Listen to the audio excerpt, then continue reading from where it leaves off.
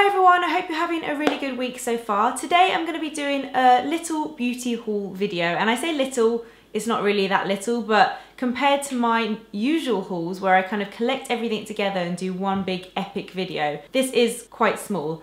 I'm trying not to buy too much stuff. As you guys know, I kind of recently cleared out my collection. I'm trying to do an in-out system, so the more I buy, the more I have to get rid of. So I'm trying not to go too crazy. But I've picked up some stuff from Charlotte Tilbury and from H&M Beauty, two very different brands. So I thought you guys might like to see what I've bought. And if you follow me on Snapchat, I'm Snapchatting a lot at the moment, then you might have already seen my H&M Beauty haul, but I thought I'd talk through it properly on here for you guys just in case. Also, if you're not following me on Snapchat, then you won't know that I'm doing something pretty special this year during December. If you watch my vlogs, you'll know that I'm unfortunately not doing Vlogmas this year. I know a lot of you are really upset by that. I just feel like I really want to enjoy Christmas this year, and Vlogmas is tough.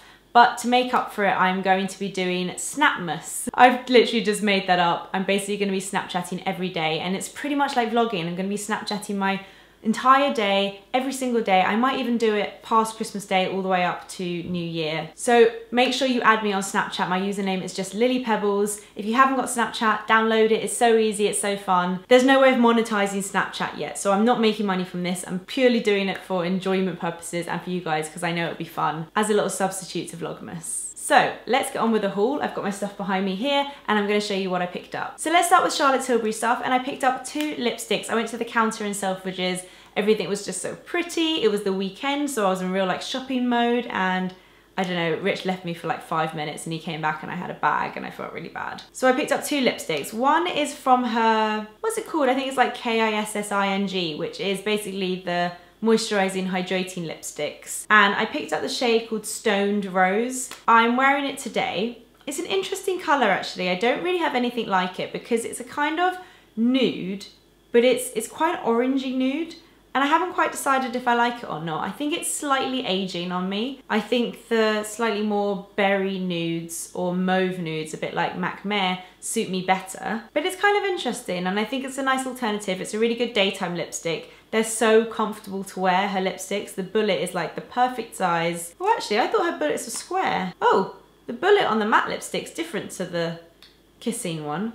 I wonder why that is. Anyway, I thought this was a really interesting shade, and although it's probably not my favorite from her lipsticks, I'm kind of liking it. The other lipstick is from her Matte Revolution range, which is her matte lipsticks. They are incredible, by far the best matte lipsticks I've tried. So comfy on the lips, not at all drying, but they don't really budge.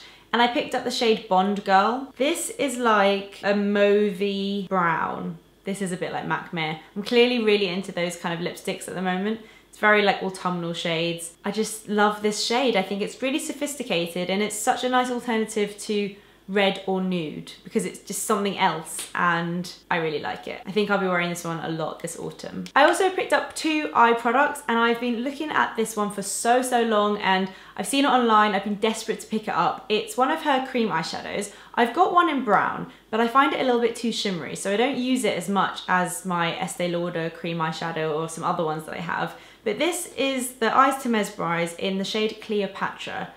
I don't know what made me want this, but oh my god, it's like a peacock green. And I say peacock green because it's kind of like a greeny blue. It's so beautiful. I haven't yet tried it, but I'm gonna insert a cutaway and I cannot wait. Actually, I'm gonna try it on my hand now so I can let you guys know. So these are like a moussey cream. Moussey cream, yeah, I said that right. It's so crazy pigmented. I just think this would look so pretty on the eye. It's kind of got slightly brown undertones, so it's a bit like MAC Club, which is just one of my favorite eyeshadows.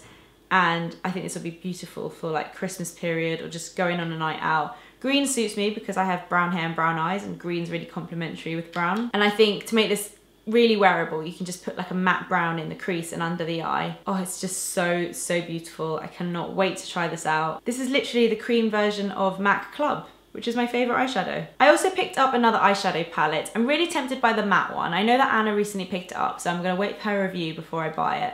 But I also always had my eye on the Golden Goddess. Charlotte Tilbury does her makeup by looks and by faces, and I think I really fit into the Golden Goddess look. So I knew that this one would kind of suit my complexion. It has 4 shades, like all her palettes, and the top left one is like a light highlight. The top right one is interesting because it's like a cool brown, and I really like that one. The bottom right is a slightly warmer shimmer brown, and then bottom left is a glitter. This is quite similar to Dolce Vita, but it's just so wearable. I will literally get use of every shade in this palette. I know I will. Maybe not the glitter as much, that's more of like in the evening, but the other three are so good for a day look. I've already worn them and I love it. Such a good one for traveling because it kind of has everything you need. I just really wanted it and I'm glad I got it. I need a tissue for my hand. Okay, so now the stuff I bought from H&M Beauty, and if you guys watch my October monthly makeup routine, you know that I've already tried out a few bits from there. I was kindly sent some bits, but I really wanted to go into store because they have so much stuff there. I looked online and I was really surprised at how much stuff they've got in their new collection. So I wanted to go in and just have a proper look and see for myself kind of what catches my eye and just pick up some stuff to try. So as soon as I walked in, I saw that they had a hair range, and I didn't know they did products for hair, which is really interesting. I feel like that surprises me that they have hair stuff in their collection. I don't know why. The packaging is amazing. It looks like something you'd get in Space NK. It actually looks like there is a brand in Space NK, I can't remember what it's called, that has very similar packaging to this. It's really interesting, it looks different, but it looks high-end. It really does, and it feels high-end as well. So the first thing I got was this one. It comes in a squeezy tube, and it's the Defining Moment Texture Paste. It says pliable hold and lasting volume. I love these kind of creams that you put on your hair after you've blow dried it or straightened it, when your hair just feels a bit fluffy. It kind of just molds it all together, gives it a bit of texture and hold, and gives it that kind of piecey look that I like in my hair. There's one from Kiehl's that my hairdresser used on me that I loved and I'm gonna give a go. And there's also one from Bumble and Bumble that comes in a brown tube that I really like. So I thought this would be similar to that. Unfortunately, I was really disappointed with this. How much is it? $6.99, it's so affordable. The reason I was disappointed is because it's just too tacky and sticky. Literally, you put it on your hands and your hands are just sticky and you've got to wash them, and it just doesn't feel nice to put in your hair. I get why they made it like that, to make it really kind of textured, but I've used other textured creams that don't need to be sticky and they still work. So wasn't a massive fan of the sticky, goopy stuff. The next product is the Hit Refresh Dry Conditioner. It says instant softness, lightweight and hydrating. So this is like a dry conditioner. So instead of a dry shampoo, you can basically spray it on dry hair just to give your hair like a bit of shine, a bit of condition. And this is great for my kind of hair, which is really dry. It's a great thing to use throughout the day if your hair's just starting to feel a bit brittle and dry. It's kind of hard to give a really good review on this because it's hard to tell if it makes that much of a difference, but I mean, does this say how much it was? $6.99, really affordable, and I think it's a good idea. It's quite hard to find dry conditioners in the UK, so I was pretty impressed by this one. The next product I got was a finishing powder, and I feel like I'd heard someone talk about this, or when I was talking to H&M Beauty with someone, they said, oh, you must try the powder.